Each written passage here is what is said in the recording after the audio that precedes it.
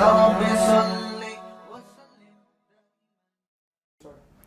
بسم اللہ الرحمن الرحیم. سورہ نساء کا رکوع نمبر 20 اور 15ویں پارے کا رکوع نمبر 17 چل رہا تھا. اس رکوع کا لفظی ترجمہ مختصر گرامر کے ساتھ ہو چکا اور اس کی جو پہلی آیت ہے اس کی تفسیر چل رہی تھی. یہاں تک ہو چکا تھا یکن غنیا او فقیرا فاللہ اولی بہما. اس کی تفسیر میں نے بیان کی تھی پچھلے ایپیسوڈ میں کہ اگر جس کے خلاف تم گواہی دے رہے ہو یا انصاف کی بات کر رہے ہو اگر وہ غنی ہے یا فقیر ہے تو اس کی پرواہ مت کرو. اللہ اس کا زیادہ حقدار ہے, اللہ اس کے زیادہ قریب ہے. پھر بھی اللہ تمہیں حکم دے رہا ہے کہ تم اگر اس کے خلاف گواہی بنتی ہے تو تمہیں دینی پڑے گی. فلا تتبعوا الہویٰ, پس خواہشات کی پیروی مت کرو. ان تعدلوا, کہ تم حکم عدولی شروع کر دو یعنی ظلم شروع کر دو. تو یہ بھی خواہشات کی پیروی ہے نا کہ آپ مالدار کی طرف آپ جا رہی ہے طبیعت اور آپ کو یہ لگ رہا ہے یہ بیچارہ رسوا ہو جائے گا, تو یہ بھی انسان کا دل اس پہ آمادہ نہیں ہوتا. یا فقیر پہ ترس آ رہا ہوتا ہے کہ ہائے بیچارہ پہلے ہی فقیر ہے اور اس کا تو بیڑا غرق ہو جائے گا اگر میں نے اس کے خلاف گواہی دی. تو یہ بھی ایک اپنی خواہش ہی ہوتی ہے جس کی بیس پہ انسان عدل کا دامن چھوڑ دیتا ہے. تو اللہ نے فرمایا خواہشات کی پیروی مت کرو اور ظلم مت کرو. وَإِن تَلْوُوا أَوْ تَعْرِضُوا, اور اگر تم بات کو گھماؤ گے, غلط بیانی سے کام لو گے یا حق سے اعراض کرو گے یعنی حق کے اظہار سے اگر تم اعراض کرو گے یعنی گواہی کو چھپاؤ گے, فَإِنَّ اللَّهَ كَانَ بِمَا تَعْمَلُونَ خَبِيرًا, تو دنیا کو بیوقوف بنایا جا سکتا ہے لیکن اللہ تمہارے عمل سے باخبر ہے. تو یہ جو آخرت کا تصور ہے نا اور اپنے اعمال کی جواب دہی کا خوف, یہ انسان کو صحیح راستے پر چلنے پر مجبور رکھتا ہے. آگے ارشاد فرمایا یا ایھا الذین آمنوا آمنوا باللہ ورسولہ والکتاب الذی نزل علی رسولہ, اے ایمان والو اللہ پر ایمان لاؤ, اس کے رسول پر, اس کتاب پر جو اس نے نازل کی ہے. سوال پیدا ہوتا ہے بھائی ایمان والے تو کہتے ہی اس کو ہیں جو اللہ پر اور اس کی کتاب پر, اس کے رسولوں پر اور پچھلی آسمانی کتابوں پر ایمان لے کر آئیں, تو کیا مطلب کہ اے ایمان والو ان سب چیزوں پر ایمان لاؤ. تو دیکھیں ایک ہوتا ہے اجمالی ایمان, بعض دفعہ یہ بھی ہوتا ہے کہ کوئی غیر مسلم اسلام قبول کرے اور ایک چیز کی ڈیٹیل میں نہ جائے بلکہ وہ کہے میں محمد صلی اللہ علیہ وسلم پر ایمان لاتا ہوں, جو کچھ آپ کہیں گے صحیح ہے, اور وہ مومنین کی فہرست میں داخل ہو جاتا ہے. اس کو کہتے ہیں اجمالی ایمان, کہ اسلام کی ڈیٹیل اور تفصیل تو معلوم نہیں ہے لیکن وہ ایک اسلامی نظام دیکھ کر اور مسلمانوں کا کلچر اور ایٹیٹیوڈ وغیرہ دیکھ کر اور جو ایک ظاہری طور پر دیکھ کر اس کے دل میں ایمان بیٹھ جاتا ہے اور وہ مسلمانوں کی فہرست میں داخل ہو جاتا ہے. اجمالی طور پر ایمان قبول کر کے اسلام میں داخل ہو جاتا ہے. تو صحابہ کے دور میں بھی ایسا بہت ہوا ہے کہ بھئی دیکھا کہ رسول اللہ صلی اللہ علیہ وسلم سچے نبی ہیں اور دلائل سے ثابت ہو گیا کسی شخص کے سامنے, اس کو پوری ڈیٹیل معلوم نہیں ہے اسلام کی لیکن وہ نبی صلی اللہ علیہ وسلم پر ایمان لے آیا اور صحابہ کی فہرست میں, مسلمانوں کی فہرست میں داخل ہو گیا. تو ان کو قرآن کہہ رہا ہے کہ اے ایمان والو, یعنی وہ لوگ جو اجمالی طور پر ایمان لائے ہو تو تفصیلی ایمان لے کر آؤ, یعنی الگ الگ ان تمام چیزوں کا اعتراف کرو, پھر تمہارا ایمان اصل ایمان کہلائے گا جو کامل ایمان ہوگا. اس لیے فرمایا اے لوگو جو, یعنی ہم اس کا ترجمہ کیسے کریں گے, اے ایمان والو یعنی وہ لوگو جو اجمالی ایمان, اجمال کہتے ہیں کسی چیز کی تفصیل میں جائے بغیر سرسری طور پر اس کو قبول کر لینا. تو اے ایمان والو جو اجمالی طور پر ایمان لائے ہو تفصیلی ایمان لے کر آؤ جس کی تفصیل یہ ہے. وہ کیا تفصیل ہے, آمنو باللہ اللہ پر, ورسولہ اس کے رسول پر, وہ تو ہر مومن لاتا ہے. تو یہ بطور تمہید کے ذکر کیا ہے کہ اللہ اس کے رسول کے ساتھ ان چیزوں پر بھی, والکتاب الذی نزل علی رسولہ اس کتاب پر بھی جو اللہ نے اپنے رسول پر نازل کی ہے, والکتاب الذی انزل من قبل اور اس کتاب پر بھی جو قرآن سے پہلے نازل ہوئی ہے. یعنی ان میں کچھ چیزوں پر تو تمہارا ایمان ہے لیکن اس کے علاوہ بھی چیزوں پر ایمان لے کر آؤ. کیوں, وَمَن يَكْفُرْ بِاللَّهِ جو اللہ کا انکار کرے گا, وَمَلَائِكَتِهِ اس کے فرشتوں کا انکار کرے گا, وَكُتُبِهِ اس کی کتابوں کا انکار کرے گا, وَرُسُلِهِ اس کے رسولوں کا انکار کرے گا, وَالْيَوْمِ الْآخِرِ آخرت کا دن کا انکار کرے گا, فَقَدْ ضَلَّ ضَلَالًا بَعِيدًا تو وہ تحقیق گمراہ ہو گیا بہت دور کی گمراہی میں. تو یہ بیسک اسلام کی چیزیں ہیں, ان میں سے الگ الگ چیزوں پر تمہیں ایمان پراپر طریقے سے لانا پڑے گا, یعنی صرف اجمالی ایمان کافی نہیں ہے. تو یہ مطلب ہے اس آیت کا. جیسے آج بھی کوئی غیر مسلم اگر اسلام قبول کرتا ہے نا، ایمان اس کا اسلام تو معتبر ہوگا، لیکن اسی وجہ سے علماء اس کو ایمان مفصل اور ایمان مجمل پڑھواتے ہیں. جیسے ایمان مجمل میں یہ پڑھوائے جاتے ہیں آمنت باللہ وملائکتہ والیوم الآخر والقدر خیرہ وشرہ من اللہ تعالی، اس طرح کی الفاظ پڑھائے جاتے ہیں. اور ایمان مفصل میں باللہ وملائکتہ وکتبہ ورسلہ والیوم الآخر، یہ تمام چیزوں کو ڈیٹیل سے بیان کیا جاتا ہے. تو ان تمام باتوں پر ایمان لے کر آؤ. اس کا فائدہ کیا ہوگا کہ جب آپ ایک ایک چیز پر تفصیل سے ایمان لے کر آئیں گے تو پھر آپ ضروریات دین میں سے کسی چیز کا انکار نہیں کر سکتے. اس کی مثال ایسے ہے جیسے قادیانی، یعنی گویا اس آیت کا خلاصہ یہ نکلا کہ جو چیزیں دین کے ضرورات میں داخل ہیں نا ان پر بھی ایمان لانا پڑے گا. جیسے ایک آدمی کہتا ہے میں قرآن پر ایمان رکھتا ہوں، اب آگے قرآن میں تو فرشتوں کا بھی ذکر ہے، جنات کا بھی ذکر ہے، تقدیر کا بھی ذکر ہے، حضرت موسیٰ کا بھی تذکرہ ہے، حضرت عیسیٰ کا بھی تذکرہ ہے. تو جب اس سے کہا جاتا ہے تم موسیٰ علیہ السلام کو اللہ کے نبی مانتے ہو، تو وہ اگر وہ کہہ دے کہ میں نہیں مانتا تو ظاہر ہے کافر ہو جائے گا. اس لیے کہ تم نے ایک طرف تو اقرار کیا میں قرآن کو مانتا ہوں، لیکن آگے تم موسیٰ علیہ السلام کی نبوت کا انکار کر رہے ہو. تو یہ ایسے ہی ہے جیسے قرآن کو آپ نہیں مانتے. تو ہم ایسے شخص کو کیا کہیں گے؟ بھائی جب وہ اسلام میں داخل ہوگا نا تو ہم ڈیٹیل سے اس کو ہم کہیں گے بھائی قرآن اور قرآن کے جتنے مضامین ہیں جن میں تمام پیغمبروں کا جو تذکرہ ہے وہ تمام پیغمبروں کی نبوت پر ایمان، تو یہ ڈیٹیل میں اس لیے لایا جاتا ہے کہ کل بعد میں بات کو گھمانا نہ شروع کر دے وہ. اس کی مثال ہے بالکل قادیانیوں کی، کہ قادیانی کہتے ہیں ہم اللہ پر بھی ایمان رکھتے ہیں، رسول پر بھی ایمان رکھتے ہیں، قرآن پر بھی ایمان رکھتے ہیں، آخرت پر بھی ایمان رکھتے ہیں، اور ہم 5 وقت نماز کے بھی قائل ہیں، رمضان میں تراویح کے بھی قائل ہیں، رمضان کے روزوں کو بھی قائل ہیں. حتیٰ کہ قادیانی نے تو مجھے یہاں تک کہا کہ ہم تو فقہ حنفی کو فالو کرتے ہیں، یعنی اہل سنت والجماعت میں جو مسلک دنیا میں سب سے زیادہ رائج ہوا ہے ہم تو اس کو فالو کر رہے ہیں، تو ہمیں تم کافر کیوں کہتے ہو؟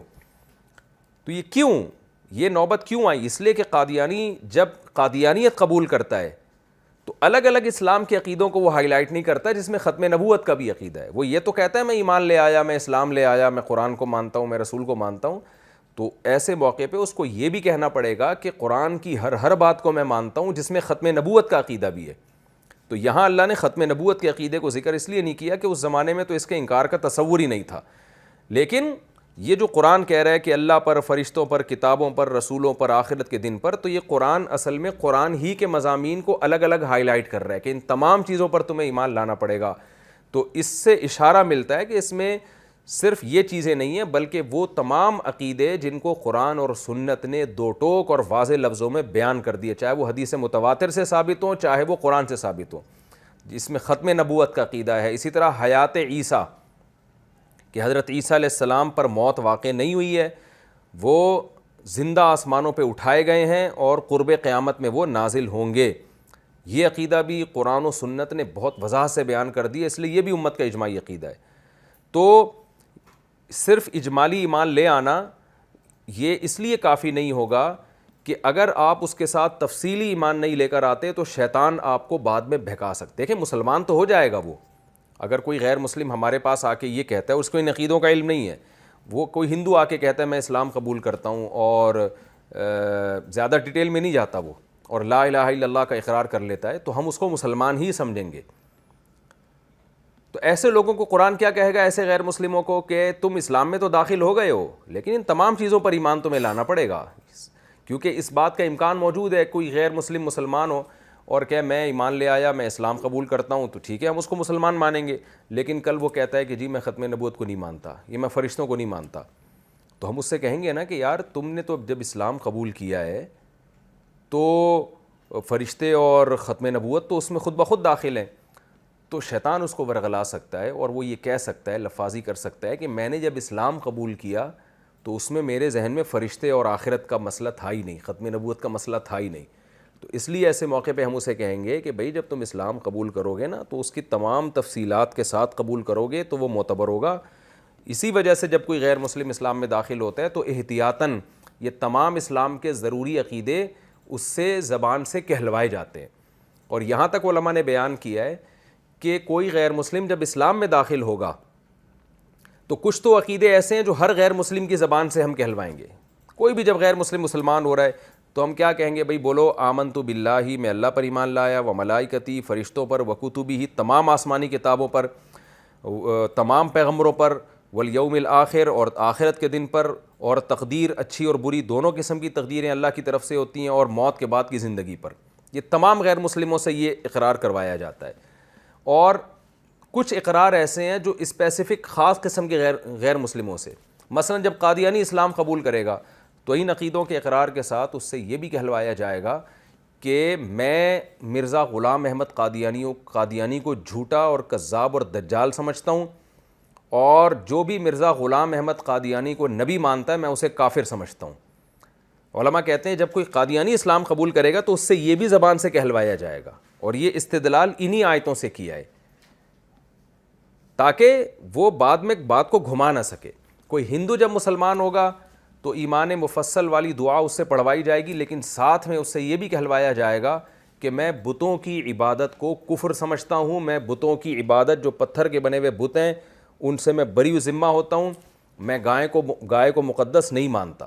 کوئی عیسائی اگر مسلمان ہوگا تو اس سے یہ ایمان مفصل پڑھوانے کے بعد یہ بھی اقرار کروایا جائے گا کہ میں اس بات کا اقرار کرتا ہوں کہ حضرت عیسیٰ ابن مریم اللہ کے بیٹے نہیں ہیں، اور حضرت مریم کے بطن سے اللہ نے عیسیٰ کو پیدا کیا بغیر باپ کے، یہ اللہ کی قدرت کی دلیل ہے، اور حضرت عیسیٰ ابن مریم نہ اللہ کا جزو ہیں نہ اللہ کے بیٹے ہیں۔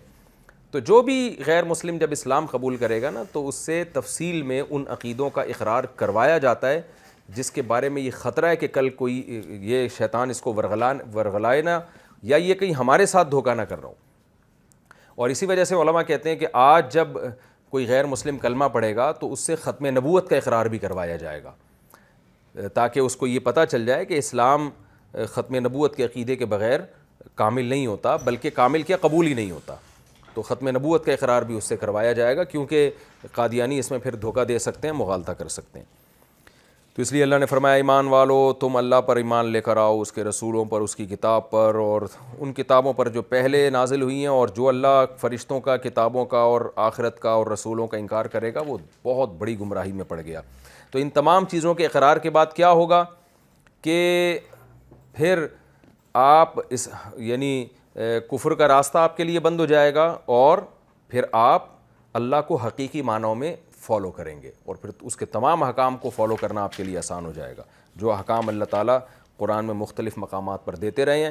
اور کچھ لوگ ایسے بھی تھے جو اس کے اگینسٹ چلتے تھے، اب اگلی آیت میں اس کا تذکرہ ہے، جو منافقین تھے، کیونکہ دیکھیں منافق کی ابھی پہلے جو آیتیں گزری ہیں ان آیتوں میں اللہ نے بیان کیا نا کہ حق کے ساتھ قائم رہو، چاہے تمہارے مفاد کے خلاف ہی کیوں نہ ہو، تمہارے والدین کے خلاف ہو، تمہارے رشتہ داروں کے خلاف ہو، تم نے حق پر قائم رہنا ہے۔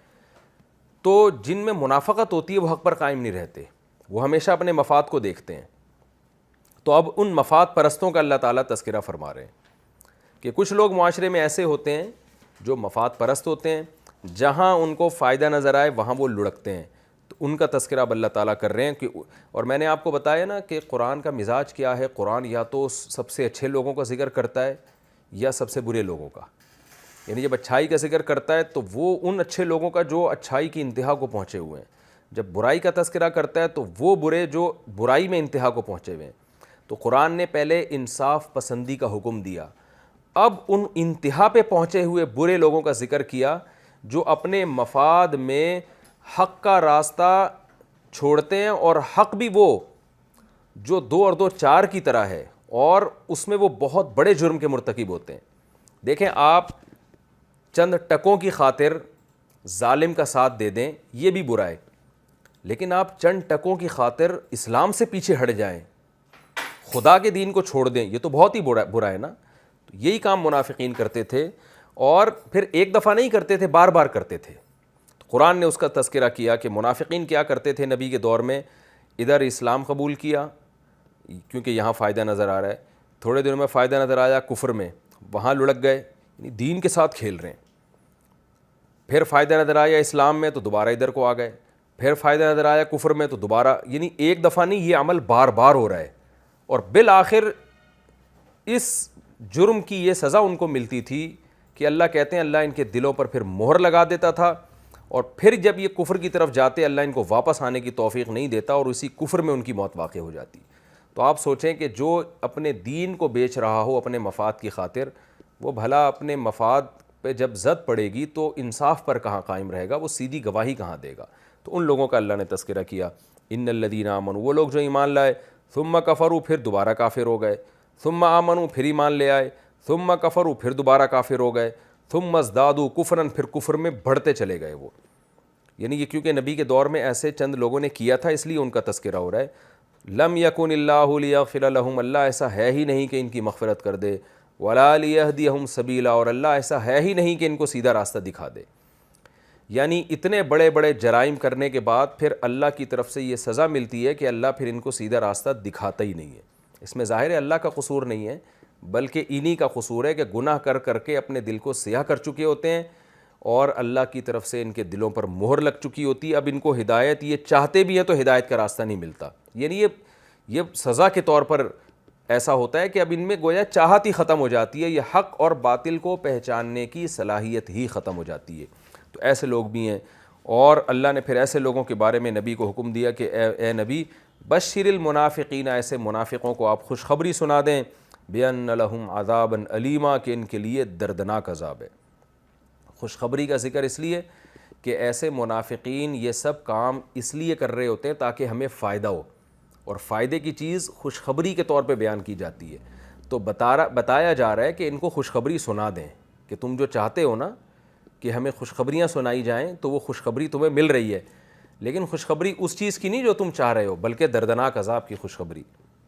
الذین یتخذون الکافرین اولیاء من دون المؤمنین، یہ وہ لوگ ہیں جو مومنین کو چھوڑ کر کافروں کو دوست بناتے ہیں. یعنی یہ انصاف پہ قائم نہیں رہتے. اللہ نے حکم دیا نا رکوع کے شروع میں، ایمان والو انصاف پر قائم رہو، تو اسلام بھی تو ایک انصاف کی بات ہے نا. تو یہ کیا کرتے ہیں، یہ مومنین کو چھوڑ کر کافروں کو دوست بنا لیتے ہیں، انصاف پر قائم نہیں رہتے، مفاد کافروں پہ نظر آتے ہیں تو ان کو دوست بناتے ہیں. ایبتغون عندہم العزہ، اللہ فرماتے ہیں کیا ان کے پاس تم عزت کی تلاش میں جاتے ہو کہ ہمیں وہاں عزت ملے گی، کافروں کا غلبہ ہے. فإن العزة للہ جمیعا، تو عزت تو صرف اللہ کے لیے، یعنی اللہ مالک ہے عزت کا، وہ جس کو چاہے عزت دے.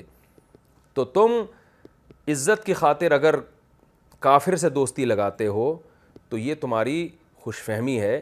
عزت اللہ کے ہاتھ میں ہے، اس کو راضی کرو گے تو وہ عزت دے گا تمہیں، اور اس کو راضی نہیں کرو گے تو یہ عزت پائیدار نہیں ہے. جو جس چیز کا مالک ہوتا ہے اس سے وہ چیز حاصل کی جاتی ہے، اس کو ناراض کر کے اگر وہ چیز حاصل کرنے کی کوشش کی جائے تو وہ کبھی بھی پائیدار نہیں ہوتی. تو یہاں اللہ تعالیٰ نے مومنین کو چھوڑ کر کافروں سے دوستی لگانے سے منع کیا ہے. تو اس دوستی سے وہ دوستی مراد ہے جس میں مومنین کے مفاد پہ زد پڑتی ہو. وہ دوستی مراد نہیں ہے کوئی آپ کا ہندو کولیگ ہے، وہ آپ اس کے ساتھ اچھی گپ شپ لگاتے ہیں، کوئی عیسائی ہے جو، یا آپ کا ریلیٹیو ہے، کوئی غیر مسلم آپ کا دوست ہے، یا آپ کا کوئی کاروباری معاملہ ہے اس سے آپ کی دوستی ہوتی ہے. اس سے یہ والی دوستی مراد نہیں ہے. اس سے وہ دوستی ہے جو منافقین لگایا کرتے تھے کہ جنگیں ہو رہی ہیں تو ظاہر ہے اس میں آپ کو مسلمانوں کا ساتھ دینا ہے، اور آپ کیا کر رہے ہیں اس میں کافروں کے ساتھ دوستیاں بڑھا رہے ہیں، ان کے مفاد میں کام کر رہے ہیں. یہ حرام اور یہ ناجائز ہے، اور یہ پہلے بھی ناجائز تھا یہ والی دوستی، اور یہ آج بھی ناجائز ہے. یعنی کون سی دوستی، اس کا خلاصہ یہ نکلے گا کہ وہ دوستی جس میں آپ مظلوم کے بجائے ظالم کا ساتھ دیں، وہ دوستی جس میں آپ حق پرستوں کے بجائے باطل لوگوں کا ساتھ دیں. فرمایا وَقَدْ نَزَّلَ عَلَيْكُمْ فِي الْكِتَابِ، اللہ تو تم پر کتاب میں یہ بات نازل کر چکا ہے کہ جب تم اللہ کی آیات کے بارے میں سنو کہ ان کا انکار کیا جا رہا ہے یا ان کا مذاق اڑایا جا رہا ہے تو ایسے لوگوں کے ساتھ مت بیٹھا کرو. یعنی اللہ فرماتے ہیں ہم تو پہلے یہ بات تمہیں بتا چکے ہیں. سورہ انعام میں اللہ نے فرمایا وَإِذَا رَأَيْتَ الَّذِينَ يَخُوضُونَ فِي آيَاتِنَا، سورہ یعنی مکی آیت ہے یہ، سورہ انعام کی، مکہ میں نازل ہوئی، اور یہ جو سورت ہم پڑھ رہے ہیں یہ مدینہ کی ہے. تو اللہ فرماتے ہیں ہم پہلے کتاب میں نازل کر چکے ہیں. وہ کیا نازل کیا سورہ انعام میں کہ جب تم ان لوگوں کو دیکھو جو ہماری آیتوں کا انکار کر رہے ہیں، جھٹلا رہے ہیں، مذاق اڑا رہے ہیں، تو ان کے ساتھ مت بیٹھا کرو. اذا رأيت الذين يخوضون في آياتنا فاعرض عنهم حتى يخوضوا في حديث غيره، جب تک کہ وہ کسی اور بات میں مشغول نہ ہو جائیں. تو یہ حکم پہلے نازل ہو چکا ہے. تو اللہ منافقین کو بتا رہے ہیں کہ تم ظاہری طور پر جب اسلام کا دعویٰ کرتے ہو تو قرآن کی ان سری آیتوں کا کیسے انکار کرتے ہو؟ انکار کا مطلب ان پر عمل کیوں نہیں کرتے؟ تم جب کافروں کے ساتھ جا کے بیٹھتے ہو، وہ تو اسلام کا مذاق اڑاتے ہیں، ان کی محفلوں میں نبی کا مذاق اڑایا جاتا ہے، ان کی محفلوں میں یہ بتایا جاتا ہے کہ اسلام غلط مذہب ہے، اور تم لوگوں کو پتہ بھی ہے اور تم وہاں چپ کر کے بیٹھے رہتے ہو. تو اللہ نے کہا ہے کہ ایسے موقع پہ ان کے ساتھ مت بیٹھو. اسی کا قرآن میں تذکرہ کیا کہ اللہ نے تم پر کتاب میں نازل کر دیا ہے کہ ان اذا سمعتم آیات اللہ یکفر بہا، کہ جب اللہ کی آیات کا انکار کیا جائے، اس کا مذاق اڑایا جائے، فلا تقعدوا معهم، ان کے ساتھ مت بیٹھو، حتی یخوضوا فی حدیث غیری، جب تک کہ وہ کسی دوسری بات میں مشغول نہ ہو جائیں. انکم اذا مثلہم، اس لیے کہ اگر ایسا ہوا تو تم بھی انہی جیسے ہوگے. کسی کو گناہ میں دیکھ کر آپ کو اس گناہ پہ روکنے کی قدرت بھی ہو، پھر بھی آپ نہ روکیں، تو اس کی علامت ہے آپ میں اور ان میں کوئی فرق نہیں ہے.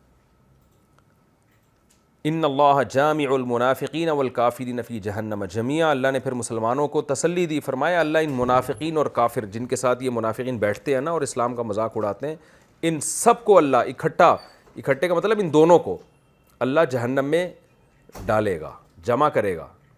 جمع کرنے کا مطلب دخول میں دونوں جمع ہوں گے، جہنم میں داخل ہونے میں. یہ نہیں کہ درجات ایک جیسے، درجات تو ظاہر ہے قرآن میں آتا ہے کہ منافقین نچلی جہنم میں ہوں گے، کافر اوپر کی جہنم میں ہوں گے، یعنی منافقین کو کافروں سے زیادہ عذاب دیا جائے گا. تو اس آیت سے پتہ چلتا ہے کہ کسی بھی محفل میں جہاں دین کا مذاق اڑایا جا رہا ہو، شریعت کا مذاق اڑایا جا رہا ہو، یا اللہ کی کھلے عام نافرمانی کی جا رہی ہو، یعنی مذاق کبھی عمل سے اڑایا جاتا ہے، کبھی قول سے.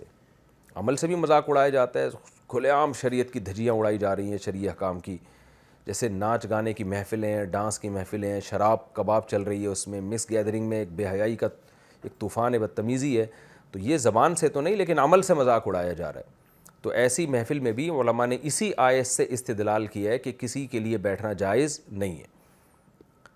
ہاں کوئی مجبوری ہو یا آپ کسی اپنے ذاتی کام سے گئے ہیں، کسی کام یعنی کام آپ کا اس محفل میں شرکت نہیں ہے، کوئی اور کام سے گئے ہیں، جیسے آپ بس میں جا رہے ہیں اور گانے لگا دیے یا اور کوئی بےہودگی ہو رہی ہے وہاں پہ، تو آپ ظاہر ہے اس بےہودگی میں شرکت کے لیے یا ان لوگوں کے ساتھ بیٹھنے کے لیے نہیں گئے، آپ تو سفر کے لیے گئے ہیں.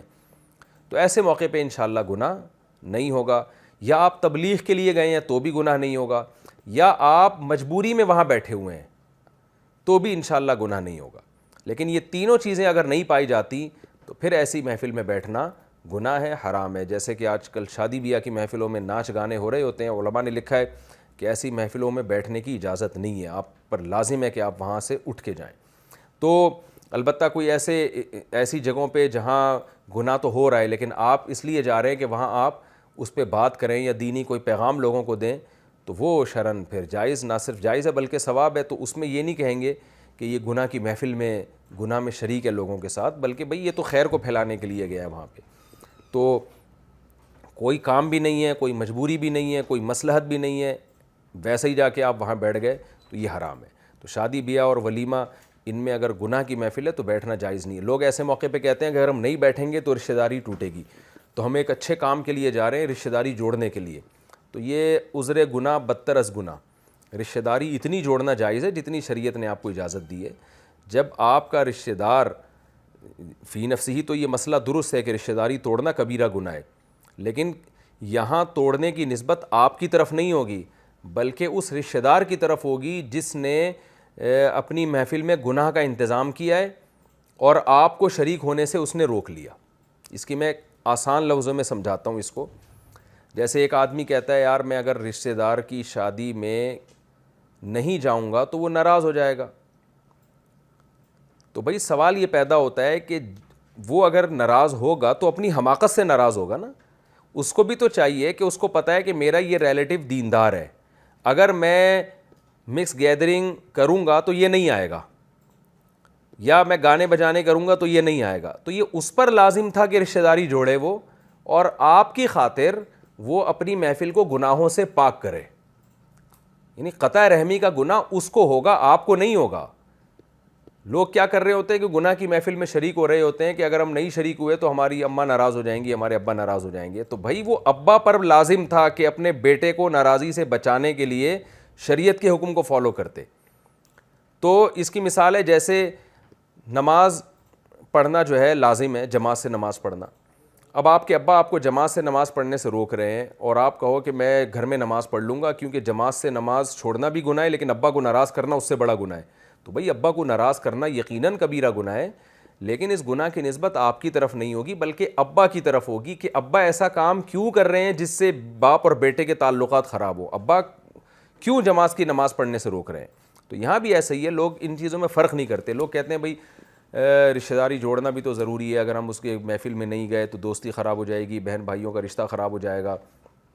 تو خوب سمجھ لیں کہ ایسے موقع پہ رشتہ خراب ہونے کا گناہ تو ہوگا، مگر آپ کو نہیں ہوگا، اس کو ہوگا جس نے اپنی محفل میں گناہ کا انتظام کر کے آپ کو اس مجلس میں آنے سے روک دیا، اس کو گناہ ہوگا. آپ پر بہرحال جانا جائز نہیں ہے.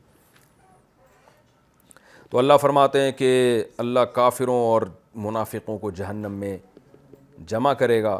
الذین یتربصون بکم، پھر ان منافقین کی ایک اور خصلت بیان کی کہ اتنے مفاد پرست ہیں، اتنے مفاد پرست ہیں. پہلے بتایا نا کہ مفاد پرستی میں حق کا ساتھ نہ چھوڑو، اسی کے واقعات چل رہے ہیں اسی کے ضمن میں کہ کچھ لوگ ایسے بھی ہوتے ہیں، ایسے مفاد پرست ہوتے ہیں جو تمہارے انتظار میں لگے رہتے ہیں. یعنی تمہیں جنگ ہوتی ہے تو دیکھتے ہیں کہ پلڑا کدھر کو بھاری ہو رہا ہے، جو جیتے گا ہم اس کا ساتھ دیں گے. جبکہ حق پرست کیا کرتے ہیں؟ وہ انصاف پہ قائم رہتے ہیں. کہتے ہیں بھائی جیتے ہارے، جب ہمارے ساتھی لڑیں گے تو ہم بھی لڑیں گے، ہار جیت تو اللہ کے مقدر میں ہے، جیت گئے تو ٹھیک ہے، نہیں جیتے تو جو ان کو نقصان ہوگا وہی ہمیں بھی نقصان ہوگا.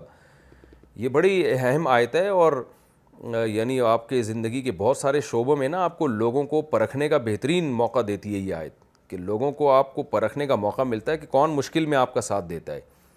وہ ایک شاعر نے ایک شعر کہا ہے نا کہ وَإِذَا تَكُونُ كَرِيهَةً اُدْعَى لَهَا وَإِذَا يُحَاسُ الْحَيْسُ يُدْعَى جُنْدُبُ، کہ جب حلوے پکائے جاتے ہیں تو جندب کو بلایا جاتا ہے، اور جب جنگ ہوتی ہے تو لوگ مجھے دعوت دیتے ہیں. یعنی وہ بتا رہا ہے کہ میں منافق نہیں ہوں، لوگوں کو پتہ ہے مشکلات میں لوگوں کا ساتھ دوں گا. تو حلوے میں تو آپ شریک ہو جاتے ہیں لوگوں کے، لیکن وہی حلوہ جس شخص نے آپ کو حلوہ کھلایا تھا آج اس کی لڑائی ہے کسی سے، اس پہ ظلم ہو رہا ہے، تو اس میں آپ اس کا ساتھ نہ دیں. تو یہ بڑی منافقت ہے. اللہ فرماتے ہیں کہ یہ منافقی یتربصون بکم، انتظار میں لگے رہتے ہیں اگر تمہیں فتح مل جائے. قالوا الم نکم معکم، تو آ کے کہتے ہیں کیا ہم تمہارے ساتھ نہیں تھے؟ دیکھو ہم نے تو کلمہ پڑھا ہے، ہم بھی مسلم ہیں، تو ماشاءاللہ ہماری بھی واہ واہ ہونی چاہیے. اور وَإِن كَانَ لِلْكَافِرِينَ نَصِيبٌ، اگر کافروں کو فتح ہو جائے تو کہتے ہیں الم نستحوذ علیکم، کیا ہمارا تم پہ غلبہ نہیں ہو گیا تھا؟ یعنی اگرچہ ہم ظاہری طور پر مسلمانوں کے ساتھ تھے تو ہم تو غالب تھے تمہارے اوپر. ہونا تو یہ چاہیے تھا کہ ہمیں فتح ہوتی، یعنی مسلمانوں کے ساتھ ہم ملے ہوئے تھے تو ان کے ساتھ مل کے ہمیں تم پہ فتح ہوتی، لیکن نہیں ہوئی. تو سمجھ لو یہ ہماری وجہ سے نہیں ہوئی ہے، کیونکہ گراؤنڈ ریئلٹی تو یہ کہہ رہی ہے کہ مسلمانوں کو فتح ہونی چاہیے تھی، تو یہ ہماری وجہ سے نہیں ہوئی یہ فتح، اور ہم نے تمہارا ساتھ دیا ہے. وَنَمْنَعْكُمْ مِنَ الْمُؤْمِنِينَ، اور کیا ہم نے تم کو مومنین سے نہیں روک لیا، یعنی مومنین کے شر سے تو ہم نے بچایا. یعنی اتنے نالائق ہیں کہ دعویٰ نہیں کر رہے بلکہ سوال کر رہے ہیں.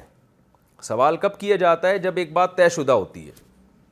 جیسے آپ آ کے کہتے ہیں کہ بھائی لوگ کہتے ہیں کہ اس جنگ کے موقع پر تم کہاں تھے، تو آپ جواب میں یہ کہتے ہیں نا میں وہیں تھا.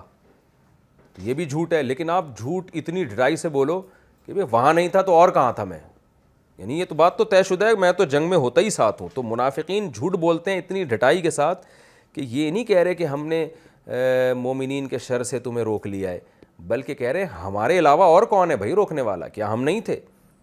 تو یہ بھی ایک جھوٹے آدمی کی خصلت ہے کہ وہ جھوٹ اتنے کانفیڈنس اور اتنی ڈٹائی کے ساتھ بولتا ہے کہ سامنے والا اس کے کانفیڈنس کو دیکھ کے یقین کرنے لگتا ہے. تو یہ بھی جو پرلے درجے کے منافق ہوتے ہیں نا وہ بڑے کانفیڈنس کے ساتھ غلط بات کرتے ہیں. اس آیت سے ہمیں یہ بھی پتہ چلتا ہے.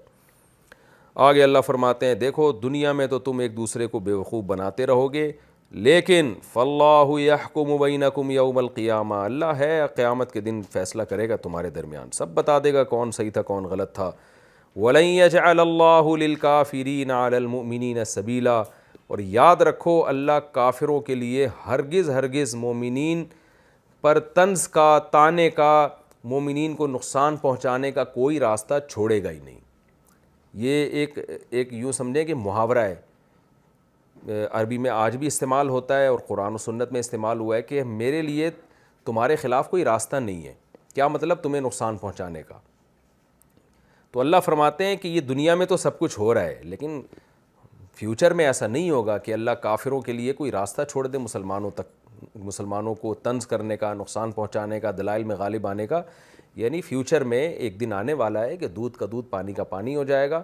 اور اللہ بتا دے گا کہ کون حق پر تھا اور کون باطل پر. یہ سارے ہیلے بہانے جو منافقین کر رہے ہیں یہ سارے کلعدم ہونے والے ہیں. یہ تو اس رکوع کی میں نے آپ کے سامنے تفسیر پیش کی ہے اور اس کا اب میں خلاصہ پیش کرتا ہوں. یعنی رکوع نمبر 20 اور 17. تو اس رکوع کا خلاصہ کیا ہے؟ سب سے پہلی بات تو یہ ہے کہ اللہ نے حکم دیا قوامین بالقسط، انصاف کے ساتھ قائم ہو جاؤ اور اللہ کے لیے گواہی دیا کرو. گواہی کا مطلب حق کا اظہار.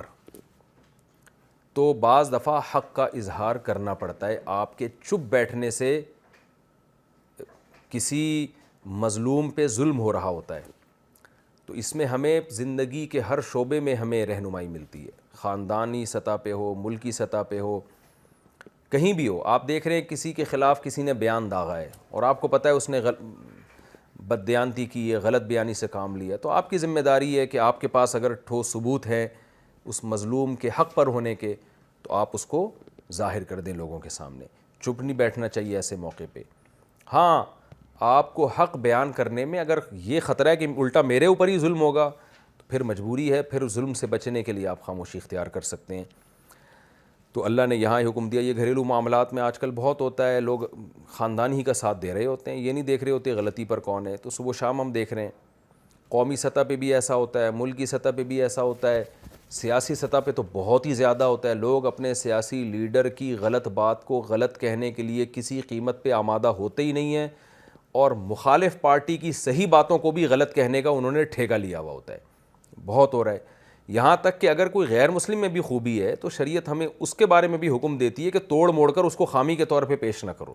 جو ہے وہ ہے، جو غلط ہے وہ غلط ہے، جو صحیح ہے وہ صحیح ہے. ہمیں نبی صلی اللہ علیہ وسلم کے دور میں بعض غیر مسلموں کی بھی خوبیوں کا پتہ چلتا ہے کہ آپ صلی اللہ علیہ وسلم نے ان کی اس خوبی کا اعتراف کیا. یہ ہمیں ملتا ہے نبی صلی اللہ علیہ وسلم کی سیرت میں. تو اللہ نے فرمایا کہ تمہارے خلاف ہو، تمہارے والدین کے خلاف ہو، رشتہ داروں کے خلاف ہو، لیکن تم نے حق پر قائم رہنا ہے. تو ایک تو ہمیں نقطے کی بات یہ پتہ چلتی ہے. دوسری بات ہمیں یہ پتہ چلتی ہے لا تتبعوا الہوی ان تعدلوا، خواہشات کی پیروی مت کرو کہ تم حق سے ہٹ جاؤ. تو یہ نقطہ ہمیں پتہ چلتا ہے کہ حق سے انسان ہمیشہ خواہشات کی غلامی میں ہوتا ہے. کوئی دنیا کا یا یعنی عزت چاہتا ہے یا پیسہ چاہتا ہے، یہ ہے خواہش. ان دونوں کی وجہ سے انسان حق کا راستہ چھوڑتا ہے. کبھی اس کو پتہ ہوتا ہے میں حق بولوں گا تو عزت جائے گی یا کبھی پیسہ جائے گا، تو ان دونوں کی پرواہ نہیں کرنی چاہیے. اسی کو خواہشات کہتے ہیں. اور اللہ تعالیٰ نے ایمان مفصل کا بھی ذکر کیا. اس سے ہمیں یہ پتہ چلتا ہے کہ ایمان لانے کے لیے صرف یہ کہہ دینا کہ میں اسلام کو پسند کرتا ہوں کافی نہیں ہے. اگر کوئی دین کے ضروری عقیدوں کا انکار کرے گا، یعنی اس عقیدے کا جو قرآن و سنت میں بالکل متواتر طور پر جو چیز ثابت ہوگی، تو وہ بھی اسلام سے خارج ہو جائے گا. یہ بھی اس آیت سے ہمیں پتہ چلتا ہے کہ یہ جو قرآن حدیث میں آتا ہے نا کہ جو لا الہ الا اللہ کہہ دے وہ جنت میں داخل ہوگا، تو یہ حدیثیں اپنے ظاہر پر نہیں ہیں. لا الہ الا اللہ ان تمام لوازمات کے ساتھ جو لوازمات قرآن و سنت نے بیان کیے. آج کل بڑے پروفیسر ٹائپ کے لوگ اس طرح کے آ رہے ہیں کہ جو سب کو کہتے ہیں بس سارے ہی مسلمان ہیں، اور بڑے براڈ مائنڈڈ بنتے ہیں کہ ہم تو سب کو مسلمان مانتے ہیں. ایسا نہیں ہے بھائی. توحید کا کوئی انکار کر دے، کوئی کہے نبی صلی اللہ علیہ وسلم حاضر ناظر مشکل کشا عالم الغیب بشریت کا انکار کر دے، تو پھر بھی مومن کہاں سے ہو گیا وہ؟ تو اتنا براڈ مائنڈڈ بننے کی ضرورت نہیں ہے کہ آپ نے اسلام کا دائرہ اتنا وسیع کر لیا کہ ساری دنیا ہی اس میں آ گئی ہے. اور اتنا تنگ نظر بننے کی بھی ضرورت نہیں ہے کہ اتنا دائرہ آپ نے گھسیٹ لیا کہ 4-6 آدمیوں کے علاوہ کوئی جنت میں ہی نہیں جا رہا. تو یہ دونوں طریقے غلط ہیں. اور اس میں یہ بھی بتایا ہے کہ اس آیت میں ان الذین آمنوا ثم کفروا ثم آمنوا ثم کفروا، اس آیت سے بھی پتہ چلتا ہے کہ جب کوئی گناہ انسان بار بار کر رہا ہوتا ہے نا، تو پھر اس میں ہدایت کی توفیق ہی ختم ہو جاتی ہے. یہاں تو اللہ نے کفر کے گناہ کا ذکر کیا کہ جو ایمان لاتے ہیں پھر کافر ہو کے، پھر ایمان لا کے پھر کافر ہو گئے، تو ذکر تو کفر کا کیا ہے، لیکن مراد ہر گناہ ہے کہ جب بھی آپ ایک گناہ بار بار کرتے ہو تو توبہ سے تو گناہ یقیناً معاف ہوتا ہے، اللہ کا وعدہ ہے، چاہے 100 بار گناہ کیا ہو. لیکن گناہ کی خاصیت یہ ہے کہ توبہ کی توفیق ختم ہوتی ہے اس سے. اکثر ہم نے لوگ دیکھے ہیں کہ بار بار جب گناہ کرتے ہیں پھر وہ توبہ بھی چھوڑ دیتے ہیں، پھر وہ گناہ کے اندر مست ہو جاتے ہیں اور بالآخر اسی گناہ میں موت واقع ہوتی ہے. اللہ ہم سب کو اس عذاب اور اس برے خاتمے سے بچائے.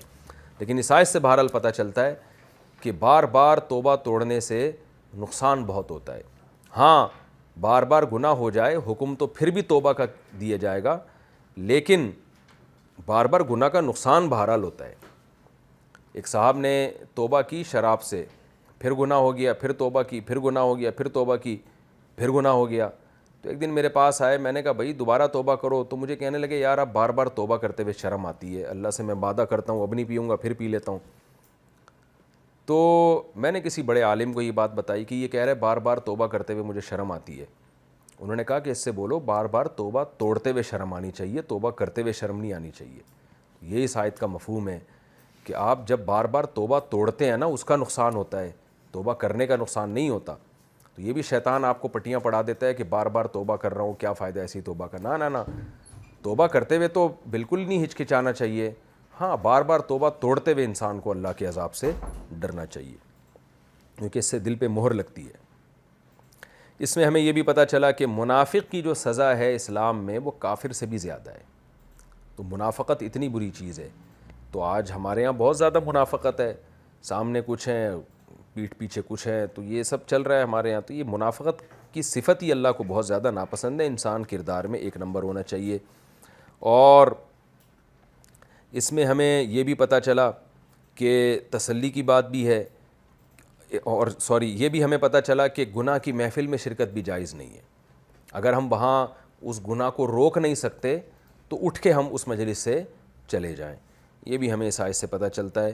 اور ہمیں یہ بھی پتہ چلا کہ ایک دن آئے گا کہ اللہ حق اور باطل کو واضح کر دے گا, لہذا جو باطل پرست لوگ ہیں نا ان کے طعنے, ان کی تشنیع جیسے آج کرتے ہیں دینداروں پر, کوئی کام ہی نہیں کرنے دیتے, ہر چیز میں عیب تلاش کرتے ہیں. تو اللہ نے بتا دیا وَلَن يَجْعَلَ اللَّهُ لِلْكَافِرِينَ عَلَى الْمُؤْمِنِينَ سَبِيلًا, ایک وقت آنے والا ہے کہ کافر کو مومن پر طنز کرنے کا کوئی راستہ اللہ چھوڑے گا ہی نہیں.